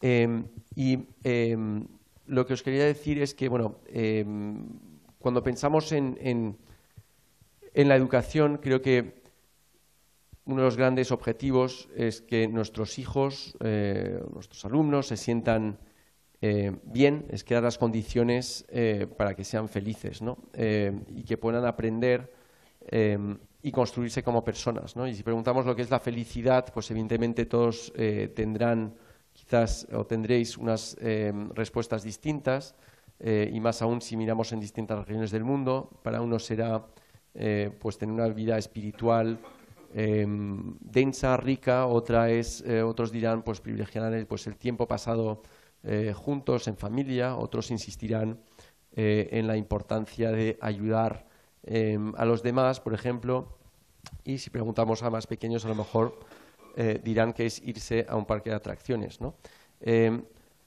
Sin embargo, en el fondo, cuando pensamos en lo que realmente nos hace felices, creo que hay dos elementos importantes que se palpan de forma, digamos, más intuitiva, pero que los psicólogos y profesionales del sector pues también muchas veces explican, ¿no?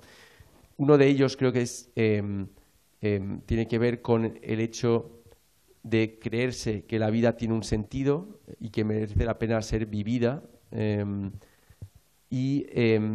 Realmente muchas veces esta creencia, el hecho de persuadirse a sí mismo de ello, pues siempre implica esfuerzos, ¿no?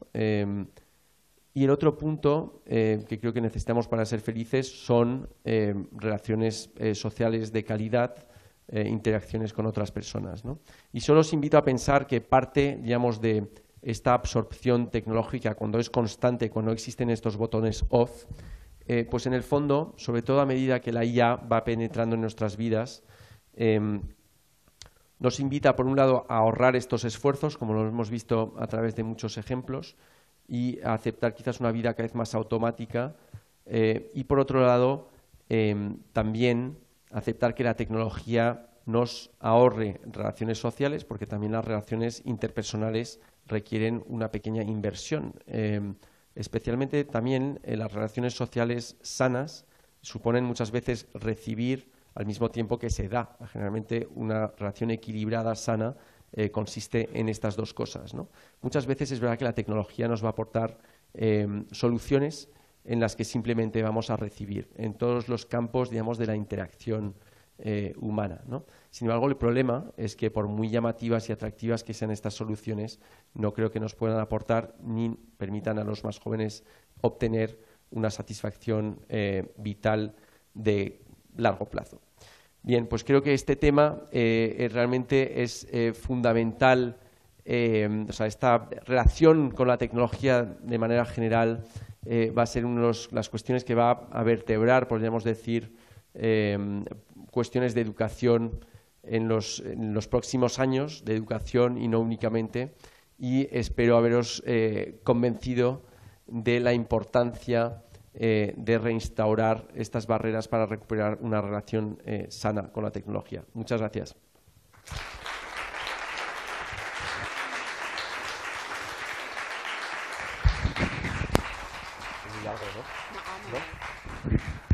Bueno, Diego, muchas gracias por los aportes, por la valentía del discurso, que es verdad que, aunque todos, yo creo que en nuestro foro interno al final hemos pensado sobre estas cosas, ¿no? Y le hemos dado vuelta, y cada vez que cogemos un móvil y lo tenemos en la mano, pues seguramente no somos plenamente conscientes de hacia dónde nos lleva. Pero sí que más de uno de las personas que estamos aquí en la sala alguna vez hemos apagado el móvil y hemos dicho no puedo más, ¿no? Necesito una desconexión. Bueno, la idea es que ahora abramos el debate para que podáis preguntarle a Diego todas las cuestiones, todas aquellas cosas que se os hayan quedado en el tintero, pero no me resisto a decir dos cosas, aunque no me toca el papel de refutar ni de decir nada, pero sí que me gustaría comentar dos cosas.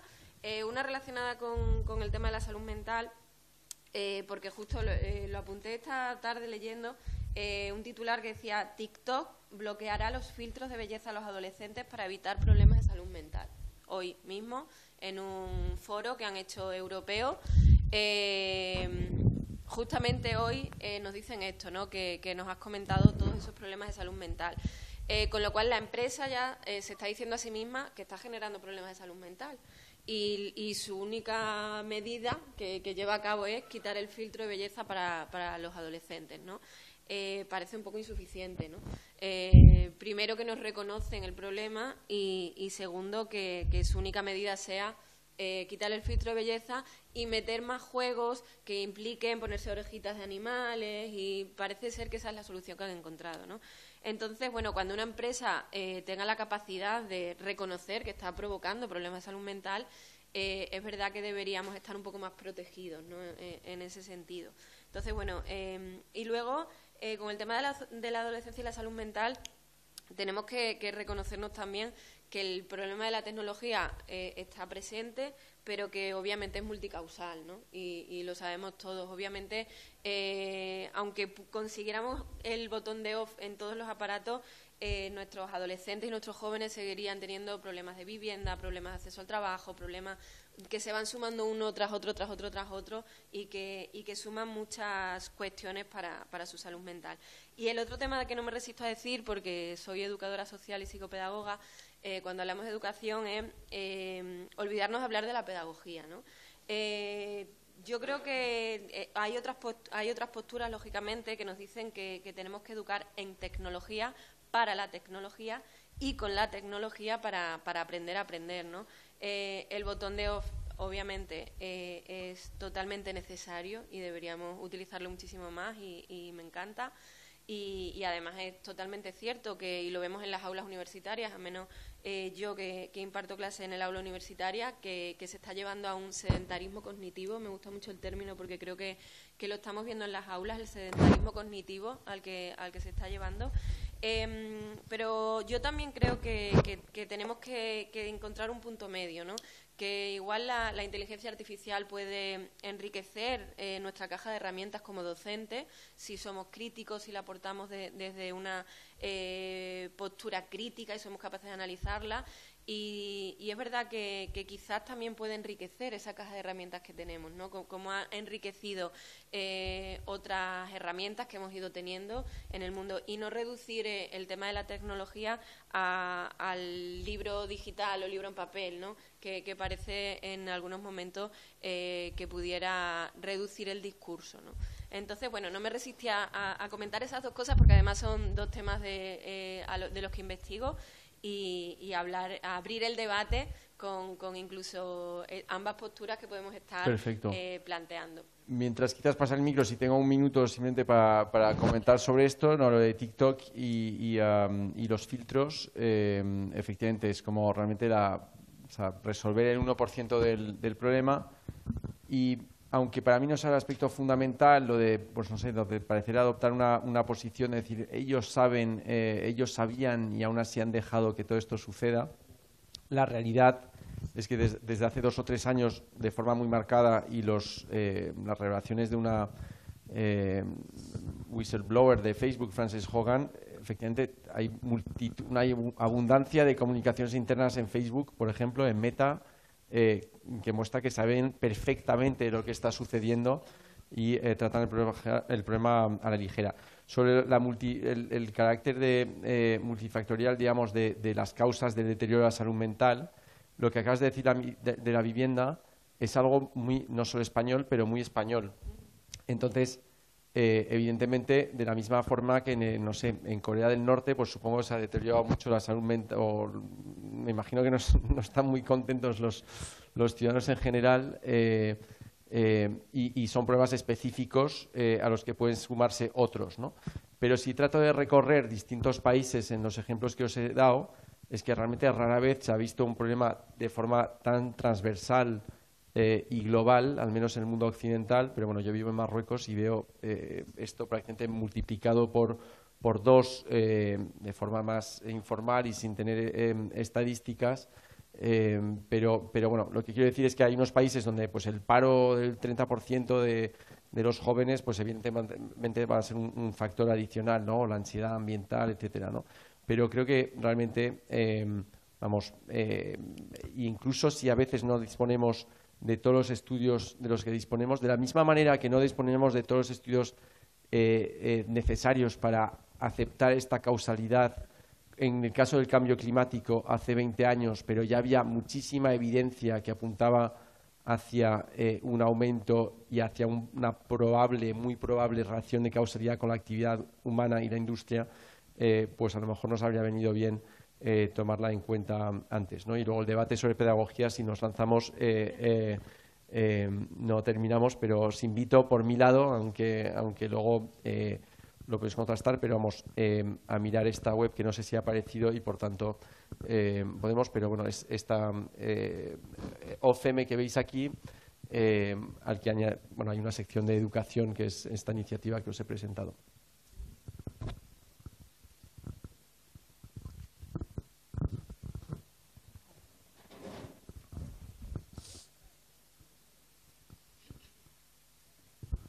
Hola, buenas.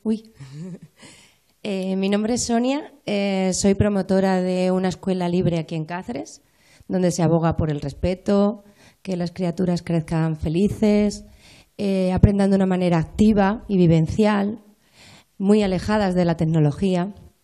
Y entonces esta charla pues ha sido ideal, ¿no? Porque incluso en escuelas infantiles de Cáceres se ha eliminado el contar el cuento. Ahora ponen el cuento en una pantalla, porque eso puede costar mucho al adulto. O sea, cuando hablamos de sedentarismo, es el propio adulto y adulta el que está propiciando todo esto.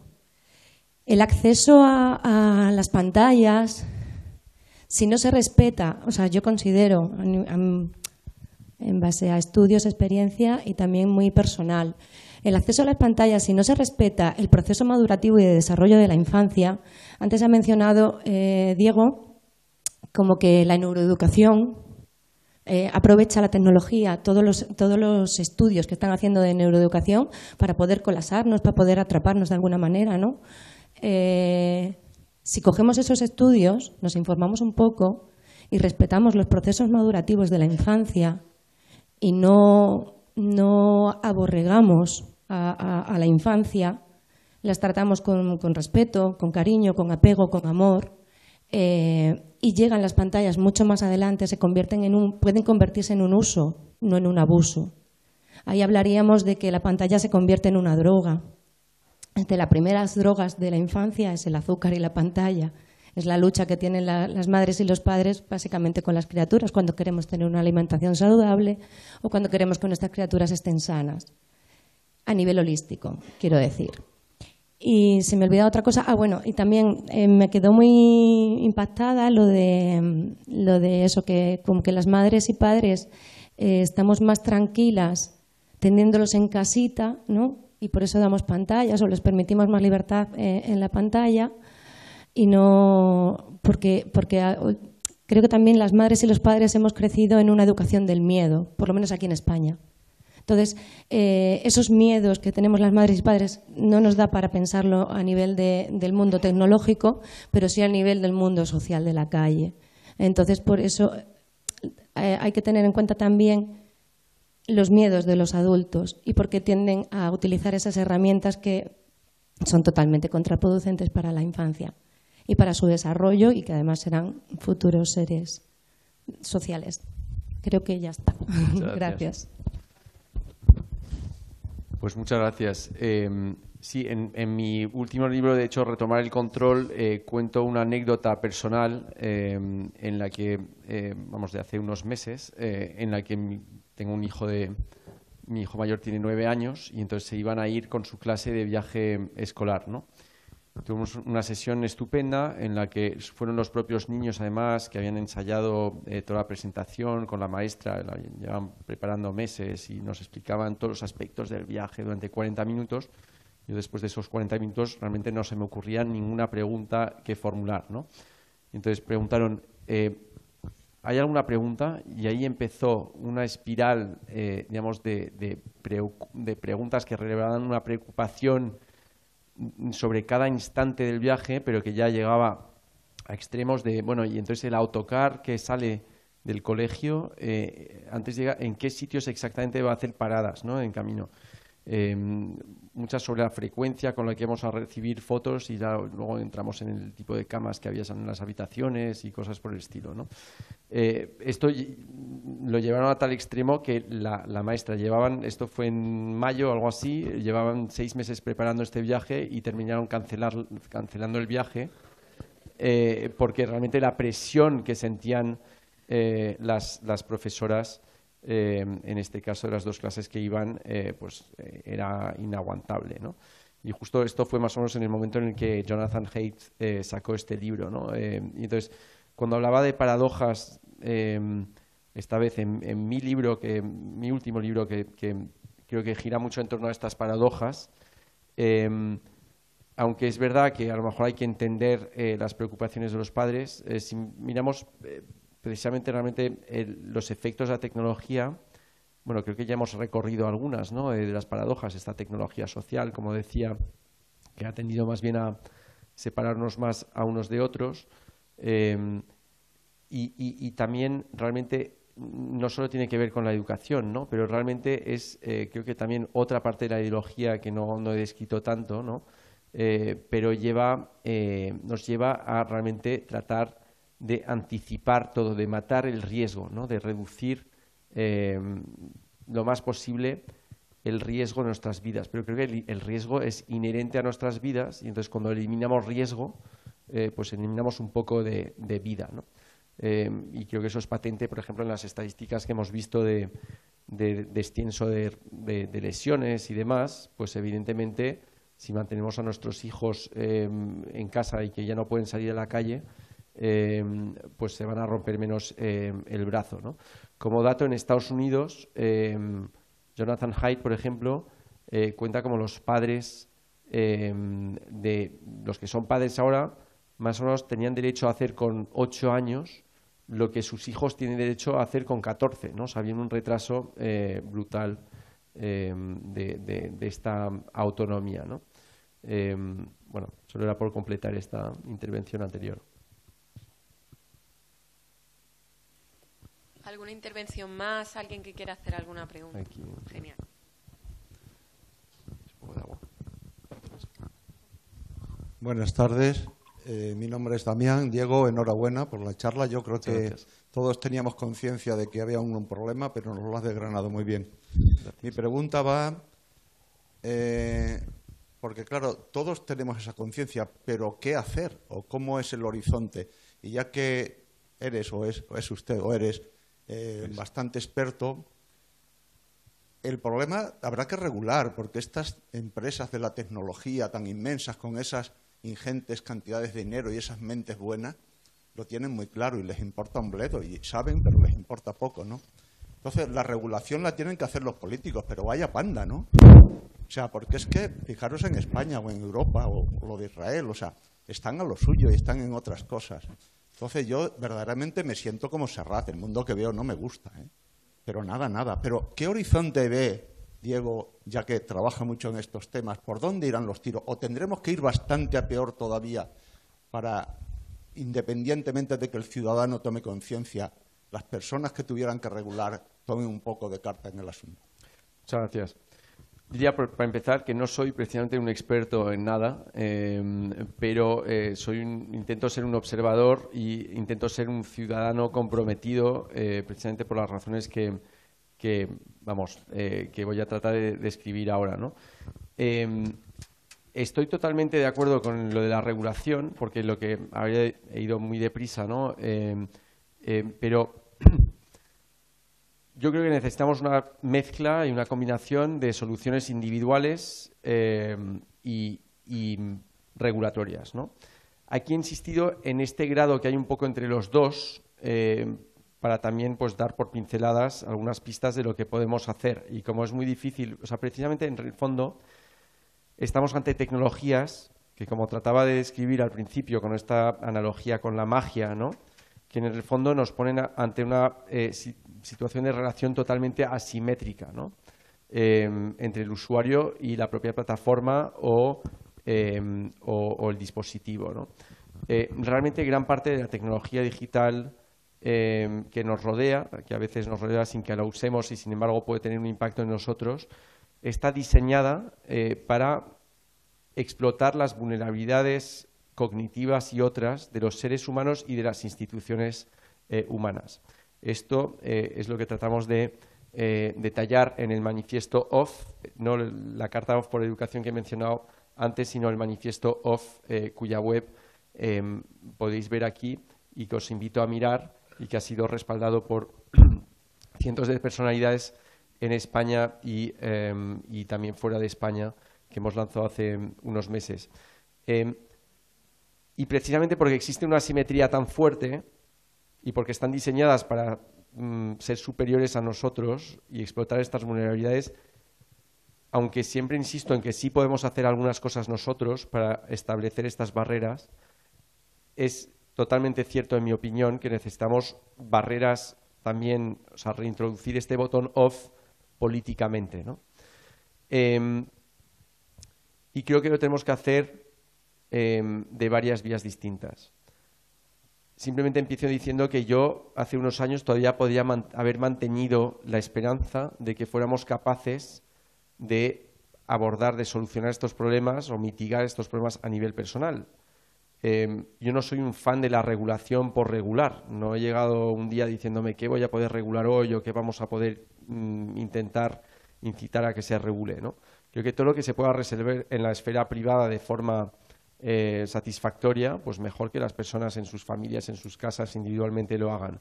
Pero creo que la constatación empírica de los últimos años es que no somos capaces de hacerlo. Y no somos capaces de hacerlo porque estamos frente a tecnologías que son diseñadas precisamente para superarnos. Y creo que hay dos elementos importantes que tenemos que regular políticamente. Podríamos decir tres, quizás con el tema más específicamente de los jóvenes y de la tecnología en la educación. Pero los dos generales son, por un lado, regular mucho más la tecnología desde su propia concepción, aunque sea fácil. Creo que gran parte de la tecnología, justamente como decía, es diseñada para explotar nuestras vulnerabilidades y, en el fondo, son tecnologías, podríamos decir, liberticidas.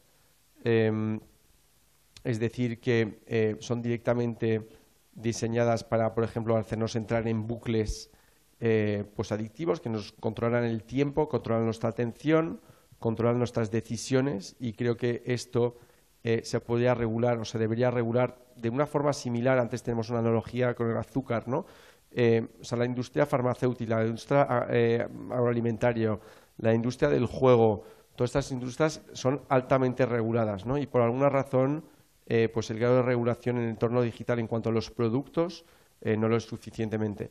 Pero otro aspecto que creo que se tiene que regular de forma muchísimo más drástica de lo que se hace, a pesar de los intentos loables de la Unión Europea, entre otros, es que se debe regular el mercado, o quizás incluso se debe prohibir algunos mercados, por muy importantes que parecen ser hoy en día,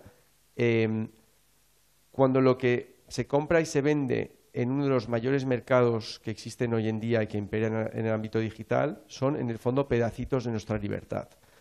Son lo que una gran socióloga de Harvard también, Shoshana Zuboff, que además es socióloga de la Harvard Business School, que es uno de los templos mundiales de los negocios, o sea, no es una bolchevique, digamos, y ella dice no hay que regular, hay que prohibir este mercado de lo que llama ella los futuros comportamentales. En el fondo, lo que se vende y se compra en estos mercados son predicciones sobre nuestro futuro comportamiento que van a permitir a un tercero pues incidir en nuestra vida, orientar nuestras decisiones, poner cosas en nuestro camino para influir en nosotros, ¿no?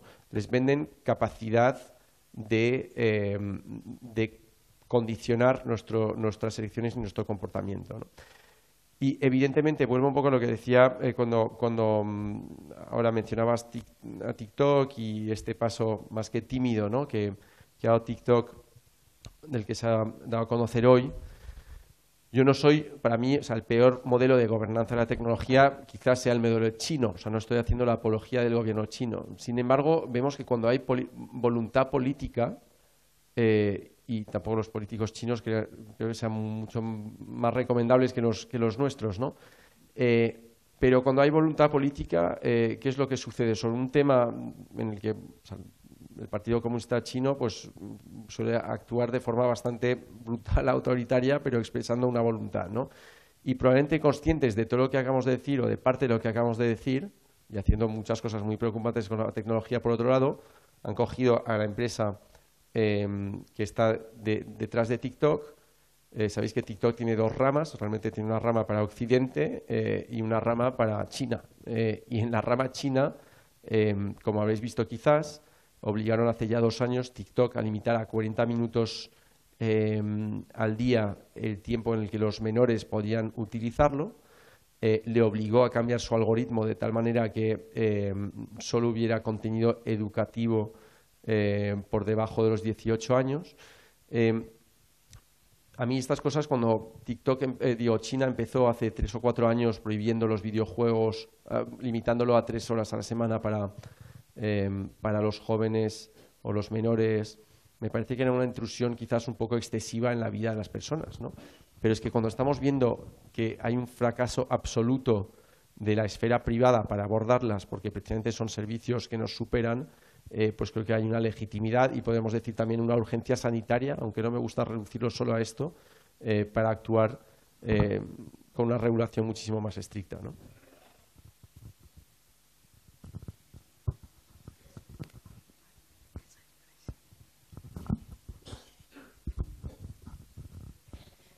Bueno, yo simplemente quería decir, yo soy madre y maestra, entonces estoy en las dos bandas. A mí personalmente me parece muy complicado. Bueno, yo soy bastante pesimista en que esto vaya a cambiar. Y es bastante complicado ser madre porque ahora mismo las personas que piensan como yo en tema de las tecnologías, pues no estoy de acuerdo para nada en eso, en que se tengan que dar a los niños los dispositivos tan pequeños porque es un error. La gente lo ha normalizado, no es consciente del problema. De hecho, aunque haya venido mucha gente, muy poca para mi gusto. Y creo que a nivel educativo pasa un poco lo mismo. Los padres no son conscientes de que el colegio no es la solución. Ellos piensan que en el colegio nosotros tenemos que inculcar a los niños que hay que leer, hay que trabajar, pero desde casa también es obligado que los padres estén ahí y controlen a los niños el tema de los dispositivos, porque es que yo noto una diferencia de hace 14 años ahora que llevo trabajando con los niños, la atención, o sea, ha ido en declive. La atención que tienen no tiene nada que ver a hace 10 años. Y es que es increíble que tú estés intentando que un niño entienda una cosa que a simple vista no tiene complicación, utilizando un montón de actividades que yo no soy de las que utilizan las tecnologías, porque pienso que hay muchísimo más metodologías. Y aún así no son capaces de interiorizar conceptos que antes eran muy básicos y eran fáciles de interiorizar. Entonces, a mí eso me causa, hablo así porque es que estoy nerviosa, pero que me causa mucha impotencia y creo que es muy grave lo que está pasando. Entonces, a mí sí que me gustaría que hubiese una respuesta positiva, pero yo personalmente cada vez lo veo peor y no veo que haya... Me da miedo por mis hijos, porque es verdad que los tienes y piensas, no, pues yo lo estoy haciendo bien, pero claro, estás en contra de muchísima gente que piensa lo contrario y que cree que tú eres la rara, que tú eres la que lo estás haciendo mal y que estás excluyendo, como tú decías antes, a tus hijos del mundo. Simplemente pues esa apreciación. Pues muchas gracias. Bueno, quizás por un lado compartir, digamos, no me gusta decir el pesimismo, pero al menos lo que decía al principio, que decir que lo importante me parece es mirar la realidad de frente. Muchas veces cuando hablamos de tecnología las personas preguntan, pero ¿tú eres optimista o pesimista, ¿no? O ante muchas cosas de la vida, así, ¿no? Yo la verdad es que no trato de ser ni optimista o pesimista. Mi intento, al menos, aunque cada uno venimos con nuestros valores, nuestros prejuicios, etcétera, es en parte observar y preguntarnos, que es una pregunta en el fondo que tiene que ver con la ética, o sea, en qué tipo de sociedad queremos vivir, ¿no? Y la verdad es que el panorama, si no empezamos, o sea, el único punto, creo, de inicio de una solución es una toma de conciencia profunda de lo que está sucediendo, ¿no? Está claro que, aunque en entornos como este hoy tratamos de contribuir precisamente a esta toma de conciencia, está claro también, creo, que si las personas, los padres en especial, fueran conscientes de algunas de las dinámicas que hemos comentado, pues creo que también serían muchísimos más cautos, ¿no? En el fondo creo que ha pasado también, pues puede haber pasado fenómenos similares en la alimentación o con otras cosas, pero es como si volvemos a una analogía con la alimentación, es verdad que el punto de partida es como si pues la gran mayoría de la población desayunara, comiera y cenara en un restaurante de comida basura, ¿no? Entonces, ese es el punto de partida. Y para llegar, digamos, a un mundo en el que la gente cocinara en casa con alimentos ecológicos, pues evidentemente el camino sería muy complicado. Dos elementos que van no en el sentido contrario, pero que invitan, creo, a una respuesta. O sea, primero de todo, creo que, al menos es mi postura, también soy relativamente pesimista, por ejemplo, con temas como el cambio climático. Francamente, creo que si uno toma conciencia de lo que está sucediendo, no invita a gran optimismo, ¿no? Entonces, creo que aquí puede haber dos posturas. Dices, bueno, pues como el mundo se va a acabar, me voy y sigue la fiesta, ¿no? Y me compro un Hummer, ¿no? Estos coches estos que contaminan más que todos, ¿no? Y otro es decir, bueno, pongamos que aunque hubiese un 10% de probabilidad de salir de esta o de mitigar lo suficiente este fenómeno con una acción misma, pues refugiémonos o démosle todo a este 10%, ¿no? Entonces, humildemente, mi trabajo en este campo, pues podríamos decir, ya vuelvo a la tecnología y termino con la analogía del cambio climático, pues es decir, bueno, es que aunque no tengamos muchas razones de ser optimistas, pues hagamos todo lo posible para ello. También, antes de que tengamos a políticos que regulen de verdad esto como se debería regular, por eso he insistido aquí en el nivel colectivo, ¿no? Pongámonos, o sea, no esperemos, no sacrifiquemos una microgeneración. No sé cuántos años tienes, te puedo preguntar. 9. Yo también tengo un hijo de 9. Nosotros tenemos hijos de la generación no Z. En el fondo lo que he escrito aquí es lo que está sucediendo a la generación Z, ¿no? Mi libro se lo dedico a mis 3 hijos, mi último libro, pero también te lo dedico a ti y a toda la generación alfa. Y digo que sepamos revertir lo que está conociendo la generación Z y que sepamos crear las condiciones para que crezcan en un mundo en el que sigan pudiendo elegir la libertad y la felicidad por encima de la eficiencia y la inmediatez, ¿no? No soy del todo optimista, pero sin embargo creo que especialmente en estos temas quiero creer, o al menos hago lo posible modestamente para que sea así, que algunas imágenes que vemos hoy, por ejemplo, de unos niños de 3 años que están anestesiados por un iPhone o un smartphone en un cochecito y que están todos quietos porque están hipnotizados por el dispositivo, pues que esto nos parezca tan anacrónico como si viéramos a un niño de 5 años fumando un cigarro, ¿no?